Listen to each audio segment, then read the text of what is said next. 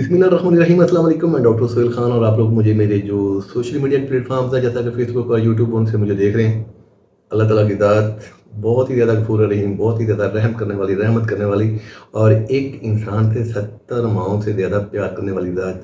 और जब किसी इंसान का और ख़ासकर जब किसी मोमिन का इम्तिहान चल रहा होता है, आजमाइश चल रही होती है, तो इसका हरगिज़ मतलब ये नहीं होता कि अल्लाह ताला की ज़ात आपको फिज़िकली चेक कर रही है। दरअसल वो वाला जो टाइम होता है, वो वाला लम्हा जो होता है, आपके ईमान का इम्तिहान होता है। तो दरअसल ये वाले जो इम्तिहान होते हैं, ये वाली आज़माइशें जो होती हैं, लकी लोग होते हैं जिनके हिस्से में आते हैं, क्योंकि अल्लाह ताला की ज़ात उनको अपने करीब लाना चाह रही होती है, उनसे दोस्ती करना चाह रही होती है। तो अल्लाह ताला की ज़ात जो है वो हमें कई जगहों के ऊपर कई मौके देती है कि हम लोगों से कोई नेक अमल हो जाए, कोई नेकी हो जाए।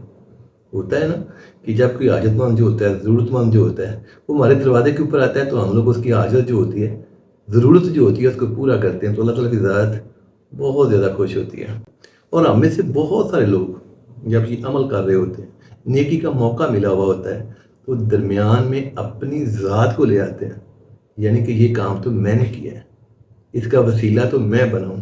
और एक लम्हे के लिए नहीं सोचते कि जो हाजतमंद आपके पास आया है, ज़रूरतमंद आपके पास आया है, ये तो उस ज़ात ने भेजा हुआ है, आपको मौका दिया हुआ है कि आप नेकी कर लें इसके थ्रू, आप कोई अच्छा अमल कर लें इसकी हाजत को पूरा करके।